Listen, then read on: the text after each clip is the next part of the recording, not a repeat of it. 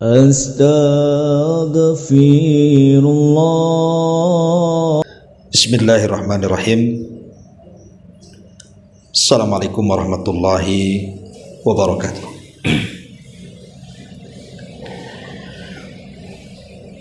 Alhamdulillah wassalatu wassalamu ala Rasulillah wa ala alihi wa sahbihi wa mawalah wa la hawla wa la quwata illa billahi wa ba'du. Alhamdulillah, segala puja dan puji hanya milik Allah subhanahu wa ta'ala.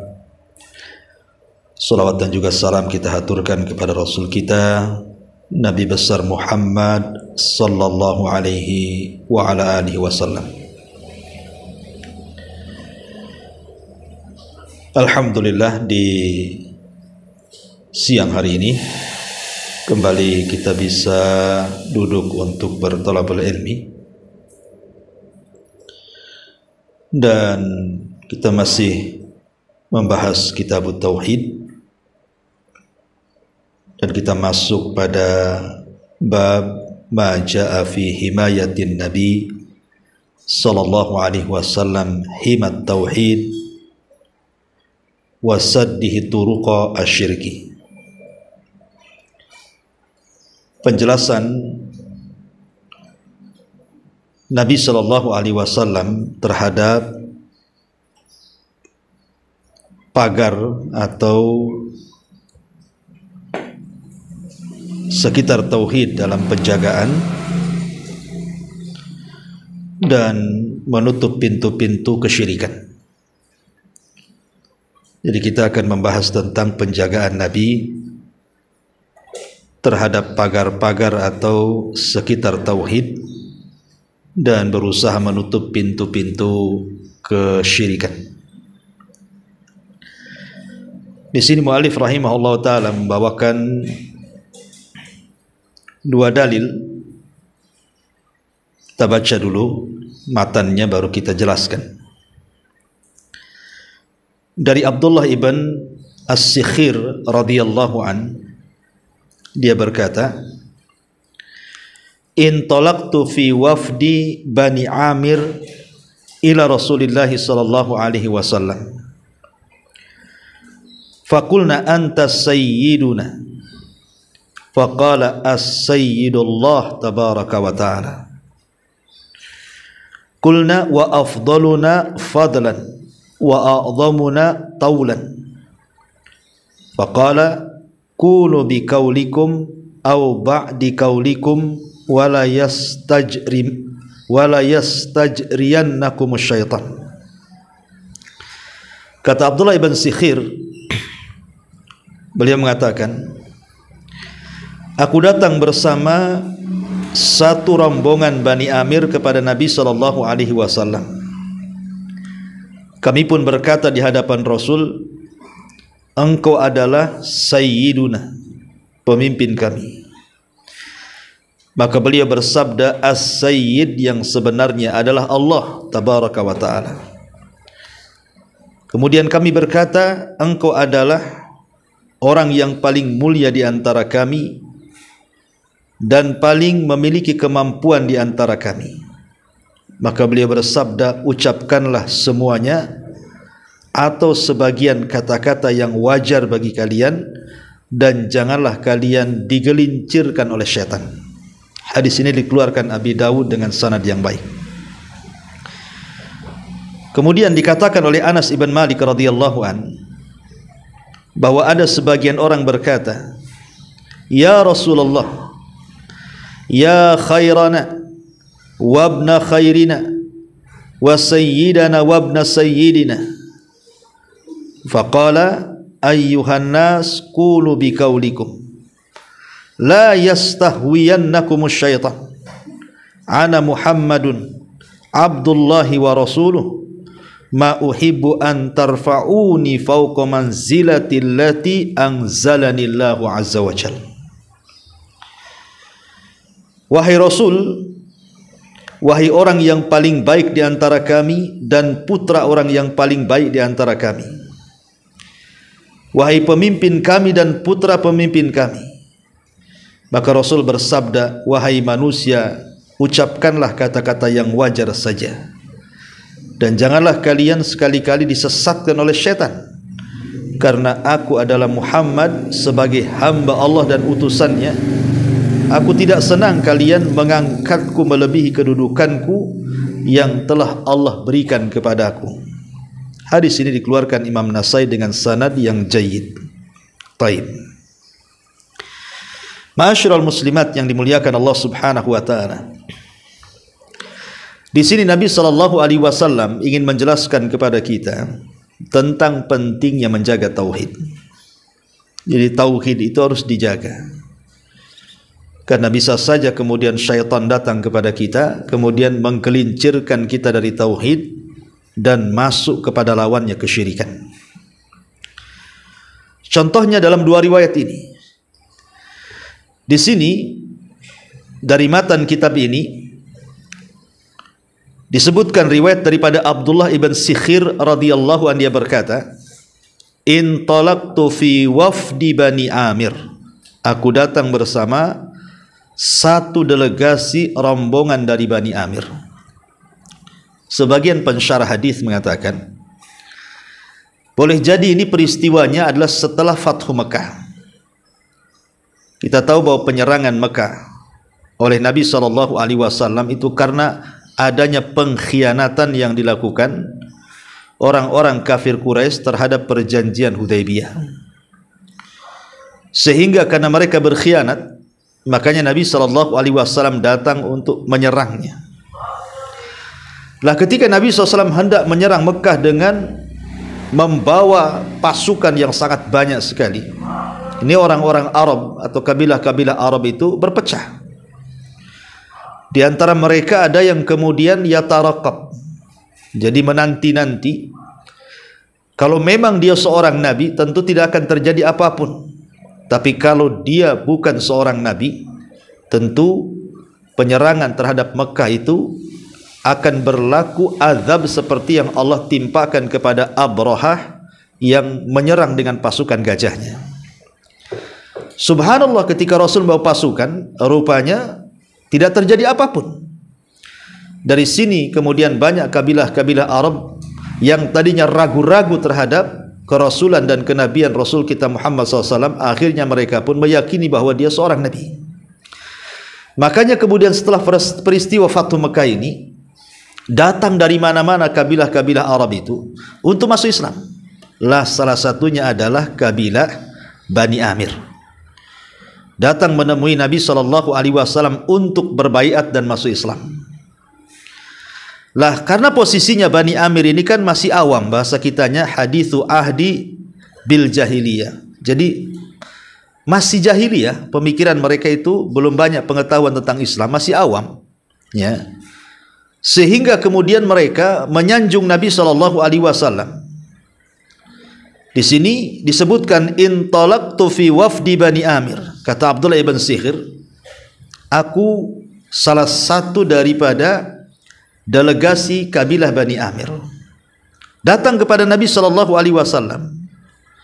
Fakulna, maka kami katakan, tentu diwakili oleh salah seorang dari kabilah tersebut, ingin memuji Nabi SAW dan mengatakan, anta sayyiduna, engkau adalah sayyid kami, pemimpin kami. Maka Rasul mengatakan, as-sayyidu Allahu tabaraka wa ta'ala. As-sayyid itu hanyalah Allah subhanahu wa ta'ala. Dari sini kemudian timbul pertanyaan tentang bagaimana hukum mengucapkan kalimat as-sayyid kepada Nabi SAW. Karena kita sering mendengar kalau orang bersalawat itu menggunakan kalimat sayyiduna wa maulana Muhammadin sallallahu alaihi wasallam. Sementara di sini ketika kabilah Bani Amir ini memuji Rasul dan mengatakan anta sayyiduna, Rasul menyanggahnya dan mengatakan as-sayyidullah tabaraka wa ta'ala. Sayyid itu milik Allah. Sayyid itu milik Allah. Tentu mengucapkan kalimat sayyid ini sebenarnya tidak ada masalah.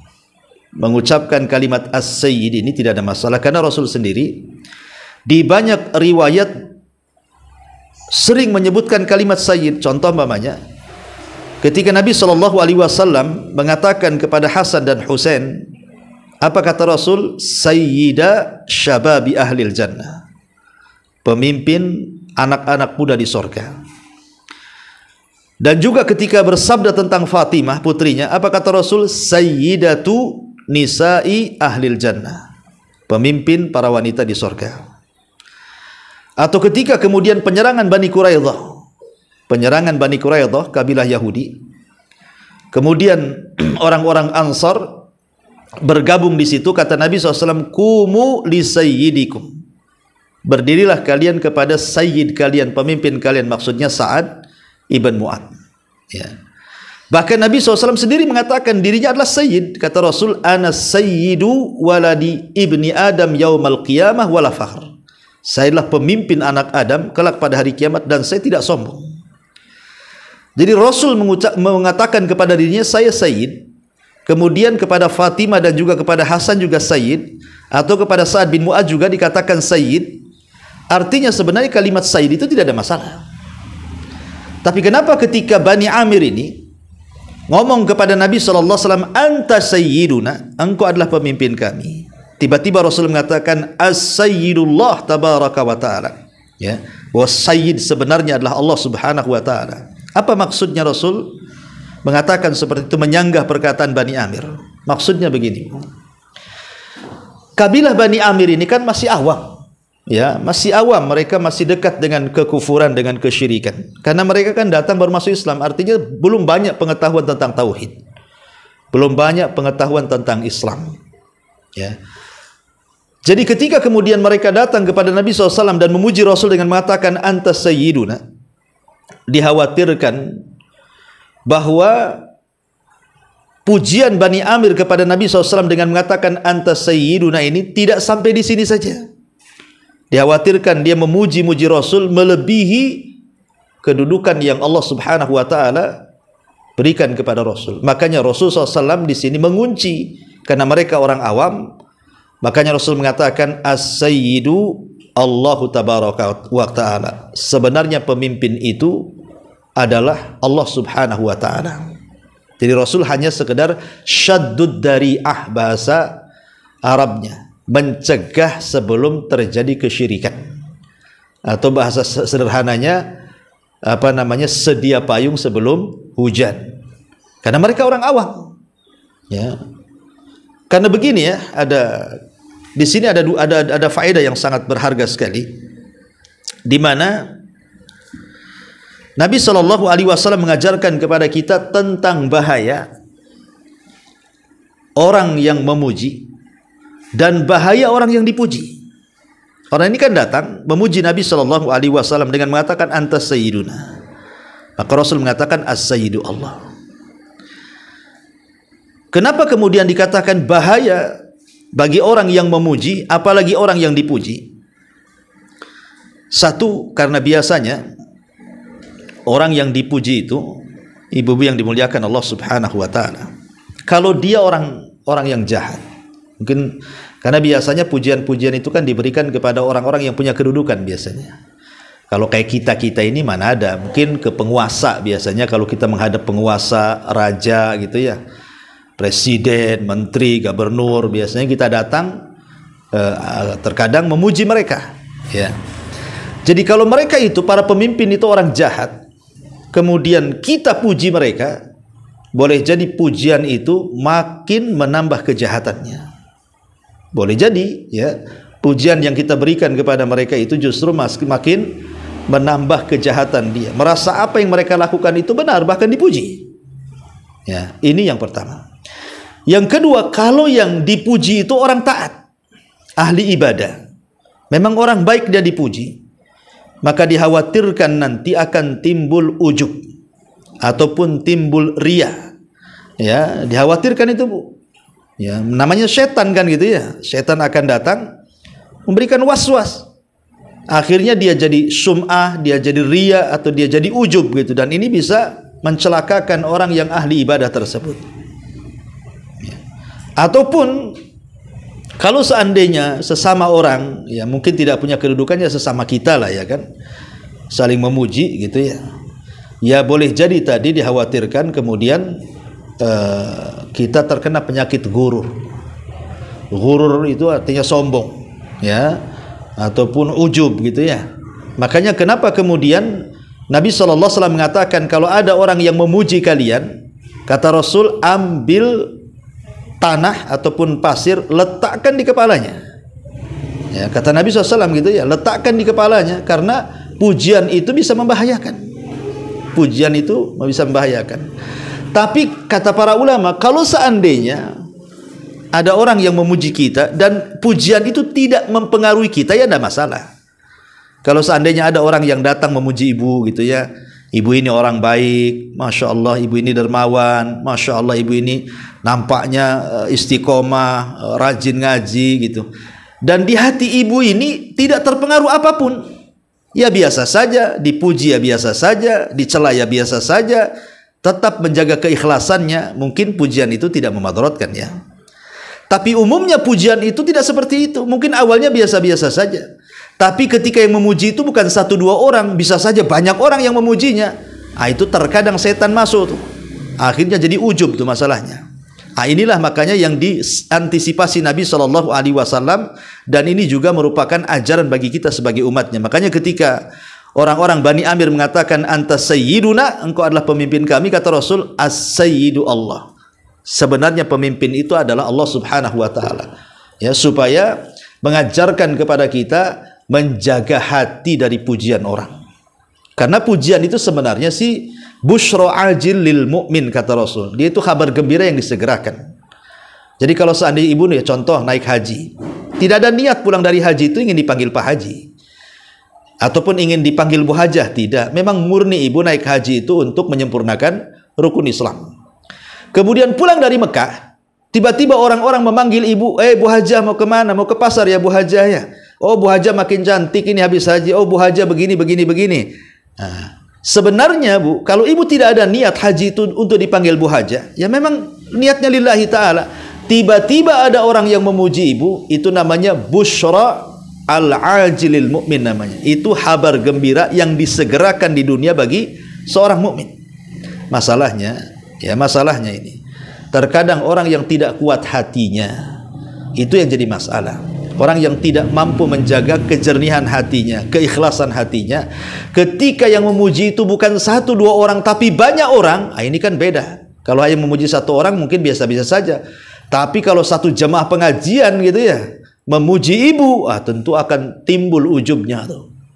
Ya, timbul ujubnya. Seperti ada namanya ibu ngadakan acara gitu ya, pengajian atau apa gitu kan. Kemudian banyak orang memuji ibu. Ya kalau ibu memang niatnya hanya untuk ngumpulin orang ngaji dapat ilmu, alhamdulillah dapat pahala kan Bu. Tapi kalau tujuannya hanya untuk ria-riaan dan begitu seterusnya, ini kan dapat dosa kan gitu ya. Jadi itulah yang diajarkan Rasulullah SAW ketika menutup pintu celah, jangan sampai ada kesyirikan di sini. Bukan berarti mengucapkan as-sayyid itu dilarang, tidak. Mengatakan sayyiduna itu tidak dilarang.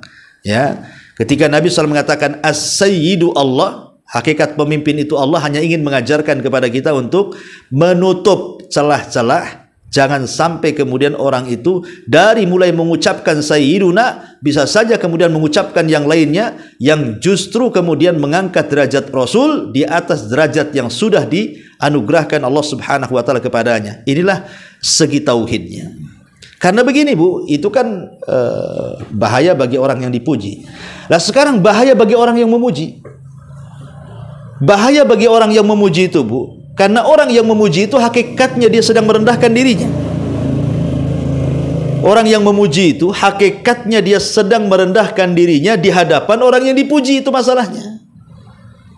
Iya, kalau seandainya pujiannya itu hanya sebatas itu saja, dikhawatirkan pujiannya itu sampai menjurus kepada kesyirikan seperti yang dialami orang-orang Nasrani ketika mereka memuji Nabi mereka Isa bin Maryam, melebihi kenabian yang Allah anugerahkan kepada Isa, sampai akhirnya meletakkan di atas ketuhanan dan mengatakan dia adalah anak Allah, dia adalah satu di antara tiga Tuhan, atau Isa itu Tuhan itu sendiri. Makanya Rasul tegas mengatakan la tutruni kama atarati an-nasara Isa ibn Maryam. Janganlah kalian memujiku melampaui batas seperti orang-orang Nasrani memuji Isa ibn Maryam. Katakanlah saya ini hamba Allah dan Rasulnya. Ya.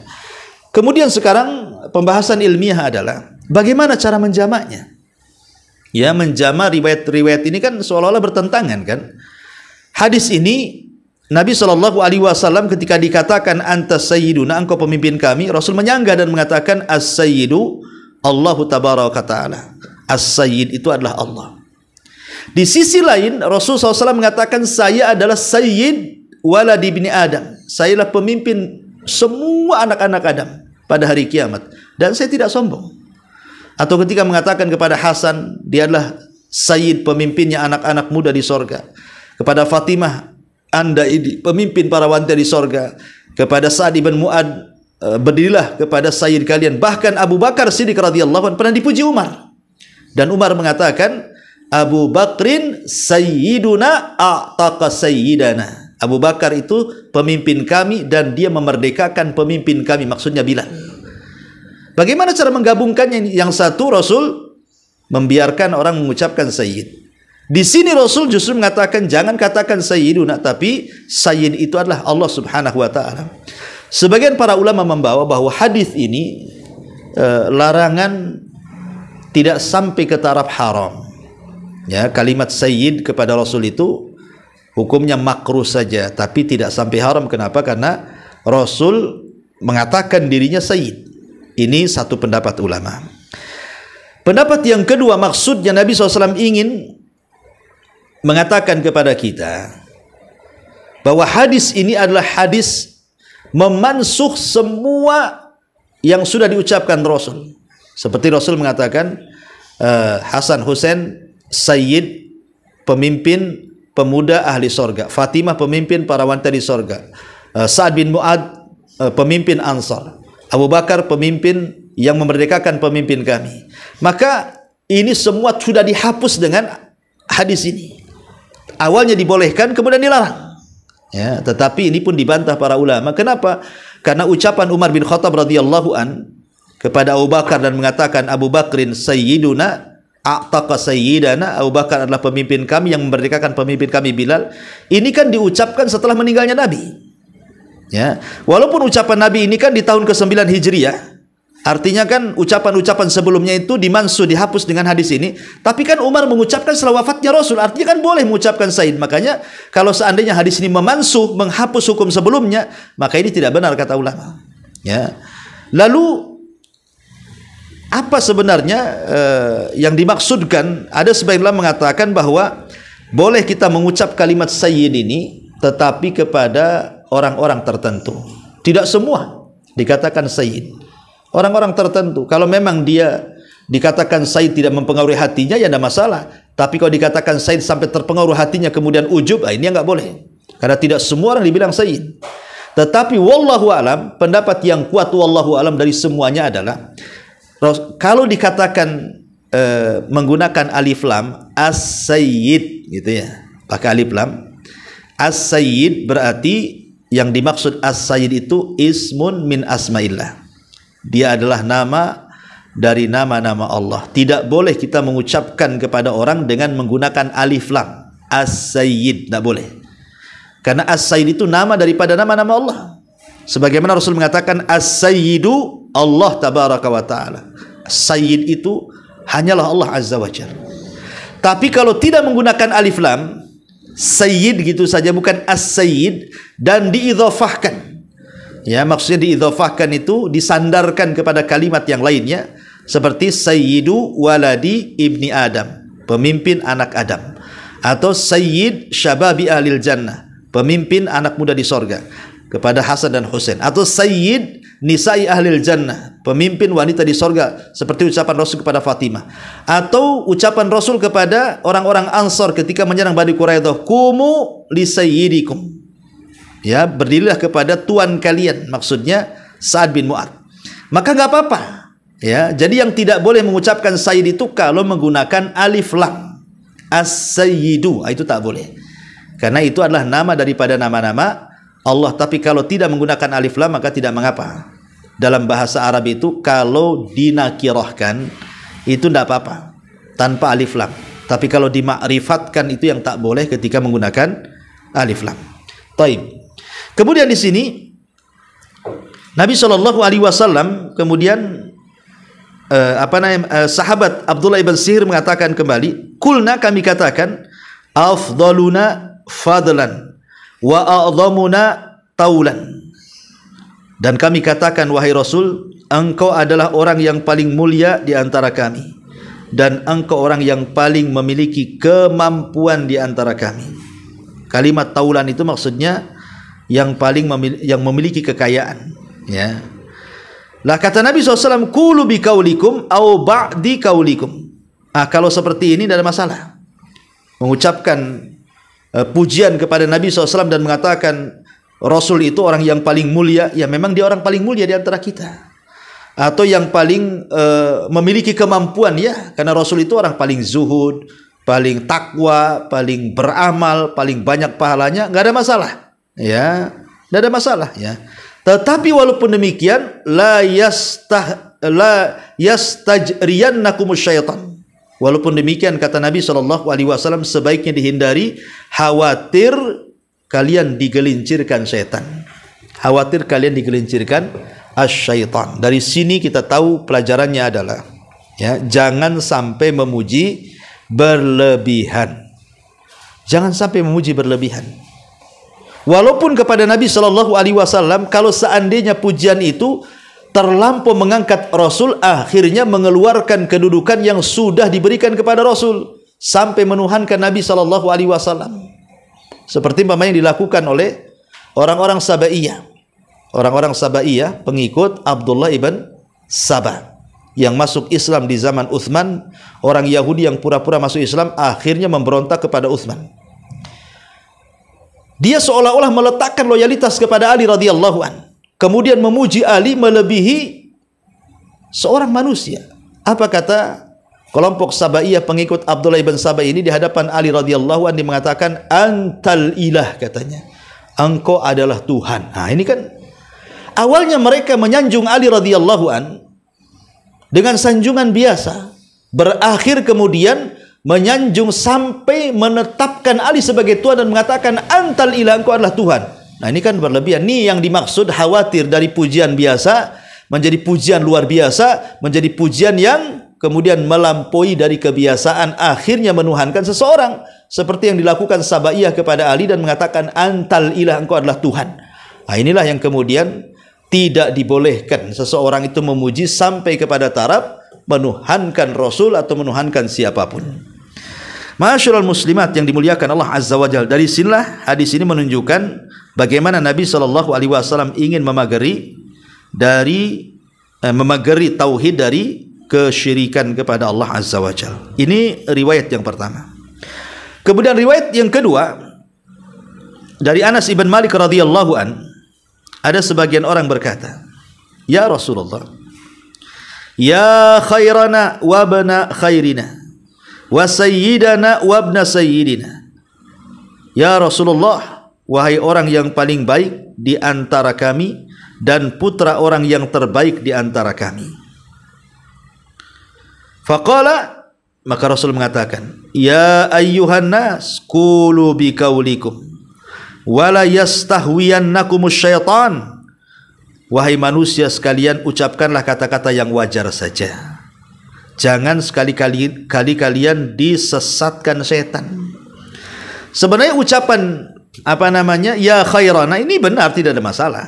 Wahai orang yang paling baik, ya memang tidak ada yang lebih baik daripada Nabi SAW, kan Bu, ya. Ataupun anak dari orang yang terbaik di antara kami, nggak ada masalah. Kalau yang dimaksud di sini maksudnya nasabnya. Tidak ada nasab yang terbaik kecuali nasab Nabi SAW. Itu berdasarkan riwayat Muslim, kan itu, di mana Rasulullah SAW mengatakan, innallaha astafa Kinanatan min waladi Ismail, wastafa Quraisyan min Kinana, wastafa min Quraisyin min Bani Hashim, wastafani min Bani Hashim. Kata Rasul, sesungguhnya Allah memilih Kinanah adalah keturunan terbaik dari anak-anak Ismail, dan Allah memilih Quraisy adalah keturunan terbaik dari Bani Kinanah, Dan Allah Subhanahu wa taala memilih Quraisy, memilih Bani Hashim dari suku Quraisy, dan Allah memilih aku orang yang terbaik dari Bani Hashim. Artinya kalau dimaksud Rasul itu anak orang terbaik dari segi nasab, memang benar.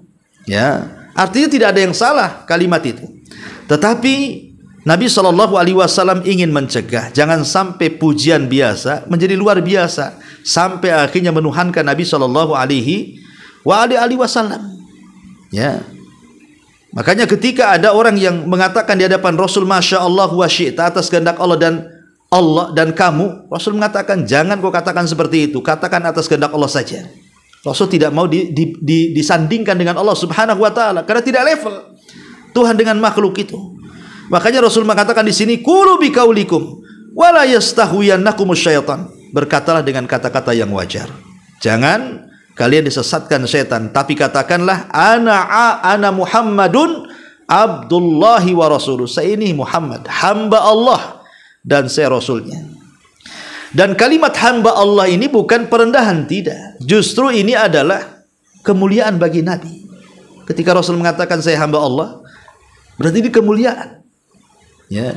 Karena Allah Subhanahu wa taala sendiri yang mengatakan dalam surah Al-Isra itu kan, di mana Allah Subhanahu wa taala mengatakan asra bi 'abdihi lailan, yang memperjalankan hambanya di malam hari.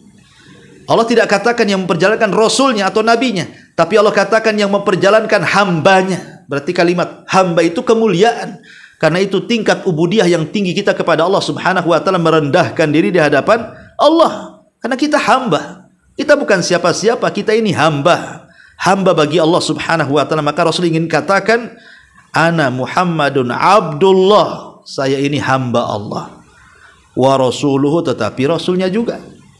Apa faedahnya kalimat abdun dan rasul? Kata ulama, abdun fala yu'bad wa rasulun fala yukadzab. Hamba jangan disembah dan rasul jangan didustakan. Memang rasul seorang hamba, tapi jangan sampai disembah. Dia hamba sama dengan kita, tapi jangan pula didustakan karena dia seorang rasul. Kemudian Rasul mewanti-wanti di ujung riwayat, ma uhibbu an tarfa'uni fauqa manzilatil lati anzalanillahu azza wa jalla. Maka janganlah kalian sekali-kali mengangkat diriku di atas kedudukanku yang Allah telah anugerahkan kepadaku. Dia seorang manusia sama dengan kita, tapi dia seorang nabi dan rasul. Jangan sampai kemudian kita mengangkat dia sebagai Tuhan, sebagaimana yang banyak dilakukan oleh sebagian orang-orang ekstrim ketika memuji Nabi SAW, bahwa Nabi itu adalah manusia yang bisa menyembuhkan penyakit ataupun memberikan sesuatu hajatnya yang itu mutlak milik Allah. Kan banyak itu kalau ibu pernah umroh atau haji itu kan, bukan? Saya mendengar itu banyak jemaah haji Indonesia itu kalau datang ke kuburan Nabi SAW itu melempar tulisan yang sudah ditulis di hotel, Bu.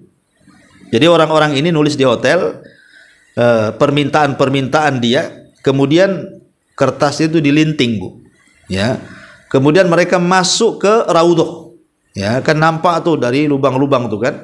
Dilempar ke situ, Bu. Meminta sesuatu yang itu tidak bisa diberikan Nabi. Ya, tapi sayang itu baru saja dilempar itu sudah disapu sama tukang sapu tuh, Bu. Jadi belum sempat sampai itu kan. Karena sudah disapu sama tukang sapu sehingga enggak sampai-sampai keinginannya itu. Ya. Tapi walaupun tidak disapu oleh tukang sapu tuh, tulisan-tulisan itu tidak ada gunanya meminta kepada Nabi SAW. Dia seorang hamba sama dengan kita, tetapi dia Nabi dan Rasul. Tapi dia bukan Tuhan. Permintaan kita itu tidak bisa dikabulkan oleh dia.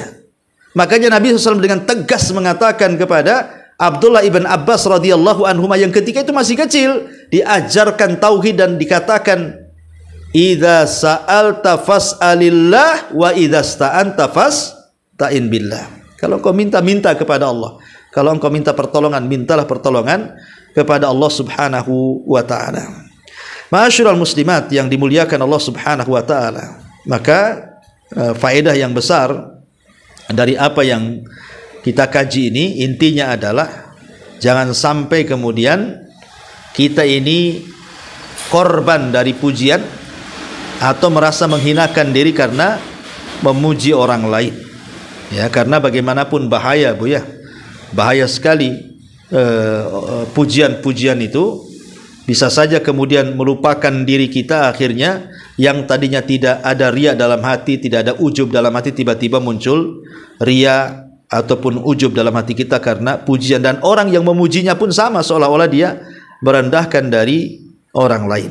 Wallahu alam. Dari sini kita tahu bagaimana Nabi SAW ingin menjaga kemurnian tauhid. Ya, apalagi kalau kita melihat di zaman sekarang, Bu ya, belajar tauhid itu sesuatu yang sangat urgent sekali. Sesuatu yang sangat dihajatkan di masyarakat ngaji tauhid itu. Kenapa? Karena sudah terlampau banyak penyimpangan manusia dari tauhid ini. Mulai dari syirik kecil sampai syirik besar itu setiap hari menyebar. Ya, menyebar sekali-kali. Di mana-mana itu orang yang datang ke dukun, ke paranormal, bomo, Masya Allah, makin hari makin luar biasa.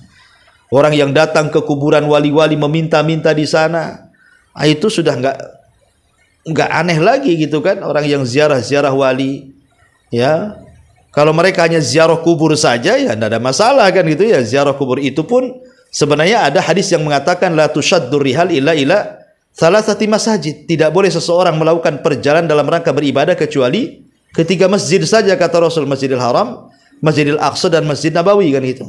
Ya. Tetapi kenyataannya orang-orang yang ziarah kubur itu, khususnya ziarah kuburan para wali-wali itu, mereka meminta-minta di situ. Meminta jodoh, meminta ekonomi, meminta jabatan, pangkat, dan yang semacamnya. Mustahil mereka mengabulkan. Walaupun mereka mendengar, sekalipun mereka mendengarlah permintaan kita, mereka tidak mungkin mengabulkan. Dan kalau seandainya tidak bisa mengabulkan, buat apa kita minta? Kita ini loh punya Tuhan yang tidak pernah tidur, yang senantiasa mendengar setiap permohonan kita. Kenapa kita tidak langsung minta kepada Allah Subhanahu wa ta'ala? Karena bagaimanapun ketika kita meminta kepada selain Allah, maknanya kita sudah menjerumuskan kita ke dalam kesyirikan kepada Allah Subhanahu wa ta'ala. Maka saya nasihatkan kepada ibu-ibu atau yang mendengarkan kajian ini, dakwahlah dari tauhid dulu. Berdakwalah dari tauhid dulu. Bahasa Arabnya at-tauhidu awalan. Berdakwah tauhid dulu baru yang lainnya. Kenapa? Satu, karena tauhid itu puncak tujuan manusia diciptakan. Wa ma khalaqtul jinna wal insa illa liya'budun. Tidaklah aku ciptakan jin dan manusia kecuali untuk beribadah. Yang kedua, karena tauhid adalah puncak diturunkan kitab-kitab dan puncak diutusnya semua para nabi dan rasul. Jadi tujuan diutusnya semua para nabi dan rasul sejak Adam sampai Rasul kita Muhammad SAW, dan juga diturunkannya kitab-kitab langit mulai dari Suhuf, kemudian Taurat, Injil, Zabur sampai Al-Quran, dan juga kitab-kitab yang tidak kita kenal. Itu semua inti kandungannya adalah mengajak kepada tauhid. Kemudian yang ketiga, bahwa tauhid adalah puncak dari membersihkan jiwa manusia. Jadi kenapa kita disuruh untuk tazkiyatun nafas? Karena tujuan dakwah Rasul itu wa yuzakkihim, membersihkan kesyirikan dalam hati kita. Jadi kalau hati kita ini kemudian terpusat kepada tauhid dan berusaha menghilangkan kesyirikan dalam hatinya, berarti inilah puncak tauhid. Membersihkan hati dari segala jenis kesyirikan dan kemaksiatan kepada Allah Subhanahu wa ta'ala yang akan mengurangi kesempurnaan tauhid. Kemudian juga tauhid adalah yang menjadikan darah kita, harta kita, kehormatan kita menjadi haram untuk ditumpahkan, haram untuk diambil, dan haram untuk dirobek. Karena orang yang sudah mengucapkan dua kalimat syahadat berarti terjaga tuh darahnya, terjaga hartanya, terjaga juga kehormatannya, tidak boleh ditumpahkan, tidak boleh diambil, dan tidak boleh dirobek kan gitu. Termasuk juga dakwah seluruh para nabi. Dakwah seluruh para nabi itu mengajak manusia u'budullaha wajtanibut taghut. Sembahlah Allah dan jauhi sesembahan selain Allah Subhanahu wa ta'ala alias taghut. Kemudian juga tauhid adalah awal kewajiban manusia dan akhir kewajiban manusia. Awal kewajiban manusia adalah tauhid. Karena orang masuk Islam itu tidak dikatakan Islam kecuali membaca 2 kalimat syahadat. Salah satunya asyhadu alla ilaha illallah. Dan juga akhir kewajiban, karena Rasul mengatakan man kana akhiru kalamihi la ilaha illallah dakhalal jannah. Siapapun yang akhir ucapannya mengucapkan kalimat tauhid la ilaha illallah, maka dijamin masuk surga. Dan yang terakhir, Allah tidak akan melihat amal siapapun. Tidak akan melihat amal siapapun, baik amal zahir ataupun batin, baik amal yang sedikit ataupun banyak, kecuali yang beramal itu berada di atas tauhid. Inilah pentingnya kita menjaga tauhid hari ini, karena sudah tergerus sedikit demi sedikit tauhid ini karena terlampau banyak kesyirikan. Apalagi dengan adanya medsos ini, betapa banyak orang-orang yang mereka buat konten itu hanya sekedar untuk riak-riaan, sum'ah-sum'ahan, ujub-ujuban, takabur-takaburan. Kan umumnya medsos itu sekarang begitu, Bu. Ya, dia buat konten-konten itu hanya riak-riaan saja, atau tujuannya hanya mencari uang saja, popularitas dan begitu saja, tanpa kemudian mengindahkan tentang urusan tauhid. Nah, ini bahaya, ya. Wallahu a'lam bishawab. Inilah diantara penjelasan singkat dari bab tentang penjagaan Nabi sallallahu alaihi wasallam terhadap tauhid. Taib, sampai di sini, Bu. Kalau memang ada yang bertanya silakan.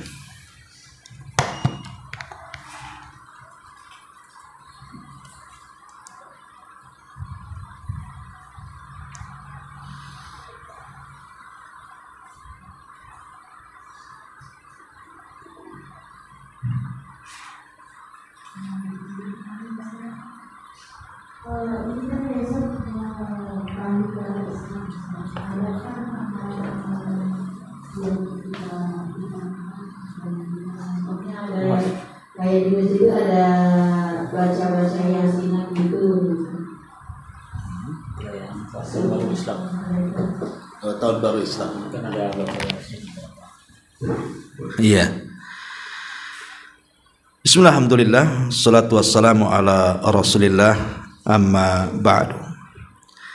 Ya, sebentar lagi kita akan menghadapi tahun baru Islam, kan, Bu, ya. Lalu apa yang harus kita lakukan? Karena sebentar lagi kan banyak seliweran-seliweran mengucapkan kalimat selamat tahun baru, ya kan, Hijriyah dan begitu seterusnya. Lalu apa yang harus kita lakukan sebenarnya apabila kita menghadapi tahun baru itu? Begini ya, Bu, ya. Tahun baru itu sama dengan bulan baru, sama dengan hari baru. Artinya dari hari Minggu ke Senin, kemudian dari minggu pertama ke kedua, dari bulan satu ke bulan berikutnya, dari tahun satu ke tahun berikutnya, itu sebenarnya sama semua. Karena hari ini akan diputarkan oleh Allah Azza wa Jal, wa tilkal ayyam nudawiluha bainan nas. Hari itu akan diputar-putar oleh Allah. Ya, dari hari ke minggu, dari minggu ke bulan, dari bulan ke tahun. Itu kuasa Allah Azza wa Jal memutar-mutarkan hari, ya. Tetapi umumnya manusia kalau perpindahan tahun ke tahun berikutnya, artinya ini kan bicara soal umur, ya, soal umur, kan. Harusnya ketika berpindah dari satu tahun ke tahun berikutnya, kan maknanya usia kita ini semakin bertambah dan kematian kita semakin dekat. Berarti yang harus kita lakukan itu artinya introspeksi diri. Makanya Rasul mengatakan al-kayyisu man dana nafsahu wa amila lima ba'dal maut, ya. Jadi al-kayyis, maksudnya al-kayyis itu orang yang cerdas, adalah orang yang senantiasa bisa introspeksi. Apakah tahun depan akan lebih baik daripada tahun sekarang? Apakah tahun depan akan bisa meningkatkan amal kita atau tidak, dan begitu seterusnya. Sebenarnya perpindahan tahun baru itu bisa kita gunakan untuk introspeksi diri, ya. Kemudian yang banyak dilalaikan manusia, ketika tahun baru ini adalah doa bergantinya tahun, ya. Jadi para sahabat Nabi Shallallahu Alaihi Wasallam apabila datang pergantian tahun itu, Mereka berdoa kepada Allah Subhanahu wa taala. Ya. Dan doa yang diajarkan Nabi sallallahu alaihi wasallam itu yang diajarkan oleh para sahabat Rasul itu meminta banyak hal. Ya, salah satunya isi doanya itu meminta keimanan, ya, bil amni wal keamanan dan keimanan. Kemudian bil amni wal aman wassalamati wal Islam, gitu ya. Juga meminta keselamatan dan juga keteguhan dalam Islam. Nah, itu yang kadang-kadang dilupakan. Ya, meminta keamanan. Tahun ini mudah-mudahan Allah berikan keamanan, tidak ada sesuatu yang menakutkan. Kemudian meminta juga keimanan. Jangan sampai kemudian keimanan kita tahun ini bisa berubah. Betapa banyak orang-orang yang tidak bisa menjaga keimanan akhirnya murtad. Ya. Kemudian juga keselamatan. Ya, keselamatan terkadang banyak orang yang kemudian melalaikan tentang keselamatan. Kita ini kan ingin selamat, keluarga kita ingin selamat, kita juga ingin selamat, baik selamat dari penyakit, dari kefakiran, dari begitu seterusnya, termasuk juga istiqomah di atas Islam. Ya. Adapun lafadznya, lafadz doa tahun baru itu yang dijelaskan, terbiasa cari dulu.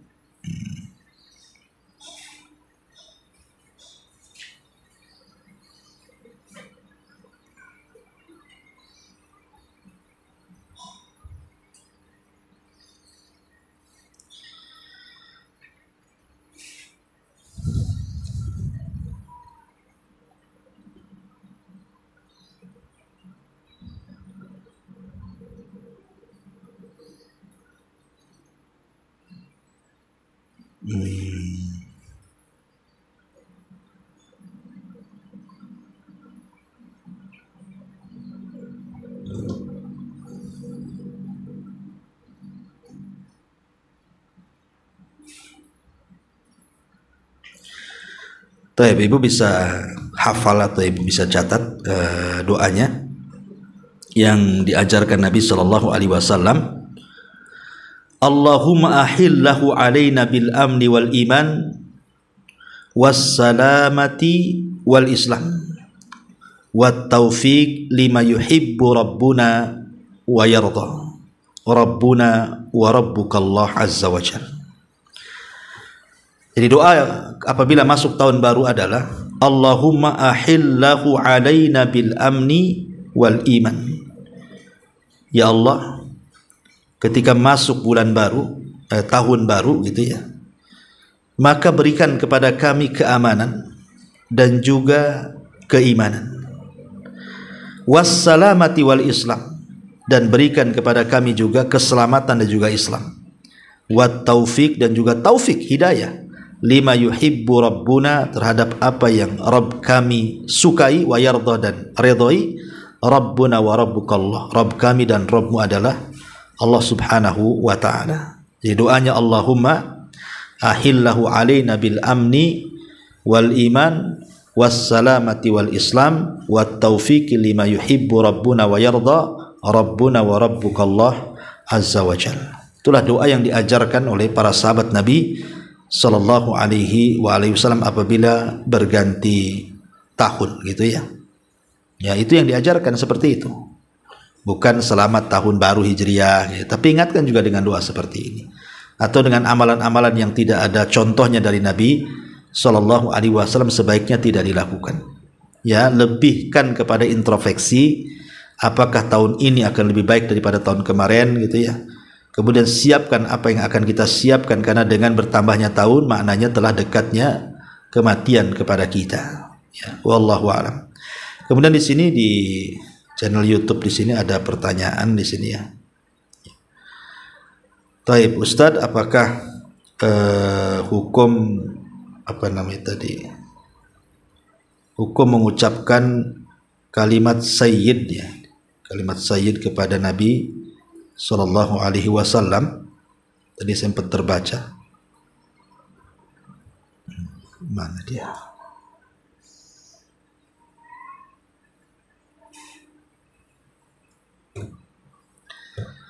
Assalamualaikum warahmatullahi wabarakatuh. Waalaikumsalam warahmatullahi wabarakatuh. Izin bertanya, kalau kita menyebut nama Nabi Sayyidina Muhammad boleh tidak? Iya, bismillah, alhamdulillah, boleh, nggak apa-apa. Ya, menyebutkan kalimat sayyidina kepada Rasul nggak apa-apa. Rasul yang mengatakan ana sayyidu waladi Bani Adam, saya adalah pemimpin anak Adam pada hari kiamat. Tidak ada masalah mengucapkan kalimat sayyidina kepada Rasul. Lalu tentang hadis tadi kan sudah dijelaskan bahwa Rasul menyanggah kalimat Bani Amir yang mengatakan anta sayyiduna, karena Rasul mengatakan as-sayyidu Allah, karena ketika itu Bani Amir masih awam, ya, masih dekat dengan kesyirikan, baru masuk Islam. Dikhawatirkan pujian itu menjurus kepada pujian yang lain yang akan mengangkat derajat Rasul dari seorang nabi menjadi Tuhan. Nah, itu yang tidak dimaukan Nabi. Ya, tapi kalau seandainya tidak mempengaruhi, ya tidak ada masalah. Ya, maksud kita itu memuji seperti itu, ya karena Rasul yang mengatakan sayyid, tidak ada masalah. Ya, cuman yang jadi masalah itu adalah ketika bicara tentang tasyahud dalam sholat. Kan ada yang menambahkan dalam tasawuf dalam salat, ketika membaca salawat dalam salat itu menambah sayyiduna Muhammad gitu ya. Allahumma salli ala sayyidina Muhammad wa ala ali sayyidina Muhammad kama sallaita ala ali sayyidina Muhammad, dan begitu seterusnya. Itu yang jadi permasalahan polemik para ulama. Karena doa-doa dalam salat itu kan sifatnya tauqifiyah. Tauqifiyah itu artinya terima jadi. Jadi ada lafad-lafad dalam sholat itu tidak bisa diganti, seperti lafad Allahu Akbar. Tidak boleh diganti dengan lafad yang semakna walaupun bahasa Arab. Umpamanya yang semakna Allahu A'zam, itu kan sama juga artinya. Allah Maha Besar. Tapi kan tidak boleh mengucapkan Allahu A'zam, karena memang dari sananya sudah Allahu Akbar. Rasul mengajarkan seperti itu. Apalagi sampai diganti dengan bahasa Indonesia, Allah Maha Besar, Allah nan gadang, atau apa, kan nggak bisa. Ya, karena memang dari sana tauqifi Allahu Akbar. Begitu juga lafaz-lafaz salawat dalam salat itu tidak Anda dapati satu riwayat pun. Anda bisa cek semua riwayat, ya, baik Bukhari, Muslim, Abi Dawud, Tirmidzi, semua riwayat tentang penjelasan soal salawat dalam tasyahud yang dianjurkan dibaca dalam setiap salat, tidak ada lafaz sayyidina. Ya, langsung Allahumma sholli ala Muhammad wa ala ali Muhammad. Tidak ada lafaz Allahumma sholli ala sayyidina, tidak ada dalam riwayat apapun. Ya, Anda bisa cek dari semua riwayat hadis. Ya, artinya dalam salat itu bukan dilarang mengucapkannya, tidak, karena Rasul tidak menyuruh untuk mengucapkan kalimat sayyid, karena kalau memang kalimat sayyid itu baik, tentu Rasul akan menyebutkan dalam salawat ketika salat, tapi Rasul tidak mengajarkan itu. Nah, tapi kalau di luar salat nggak masalah. Ya, mengucapkan Sayyiduna Muhammadin SAW. Saya pun sering mengucapkan Allahumma sholli ala Sayyidina Muhammad. Kalau di luar salat, ya, baik ketika ceramah atau ketika bersolawat, tidak ada masalah. Yang jadi masalah itu ketika salat saja, ya, karena memang tidak diajarkan, itu aja alasannya. Karena memang tidak ada diajarkan lafaz Sayyidina dalam sementara salat tauqifiyah, terima jadi. Yang disuruh dibaca itulah yang kita baca. Ya, bukan disuruh menambah-nambah bacaan, tidak boleh kita menambah-nambah bacaan dalam salat itu ya. Karena bagaimanapun sholat itu kan sifatnya terima jadi. Kata Rasul, sallu kama ra'aitumuni usolli, sholatlah kalian sebagaimana kalian melihat aku sholat. Berarti sholatlah persis seperti sholat Nabi, mulai digerakkan sampai kepada bacaan yang diajarkan Nabi. Kalau di luar sholat silahkan, tidak ada masalah. Ya. Kemudian juga di sini ada pertanyaan juga tentang jadi tidak boleh ya Ustadz kalau kita sebut seorang dzurriyyah Nabi dengan sebutan sayyid, ya. Ya nggak masalah. Tadi kan sudah katakan kalimat sayyid itu pernah diucapkan oleh Rasul kepada Fatimah, kepada Husain, bahkan kepada Sa'ad bin Mu'ad. Kemudian juga kepada Umar juga mengatakan kepada Abu Bakar sayyid, kepada Bilal sayyid, kan gitu ya. Tidak ada masalah. Itu masalahnya kan dikhawatirkan ketika kita memuji seseorang dengan menyebut kalimat sayyid, itu akhirnya menjadikan orang itu ujub, riya, takabur, dan kita yang mengucapkannya dikhawatirkan merendahkan diri, padahal kita sama di hadapan Allah, kecuali yang bedakanlah takwa. Ya, ada takwa gitu. Makanya ulama mengatakan dibawa kepada makruh saja, tidak sampai kepada haram. Atau ada yang mengatakan sebenarnya tidak makruh dan tidak haram selama pengucapannya tidak menggunakan alif lam. Bukan as-sayyidu, ya itu tidak boleh. Tapi sayyidu fulan, nah itu nggak apa-apa. Ya, hilangkan alif lamnya. Nah, langsung menggunakan sayyidu fulan. Sayyid Bani Fulan, itu tidak apa-apa. Karena kalau sudah pakai alif lam berarti itu nama Allah, tidak boleh nasabkan kepada makhluk, ya. Wallahu a'lam. Ya, saya kira cukup sampai di sini. Subhanaka bihamdika, asyhadu an la ilaha illa anta, astaghfiruka wa atubu ilaik. Assalamualaikum warahmatullahi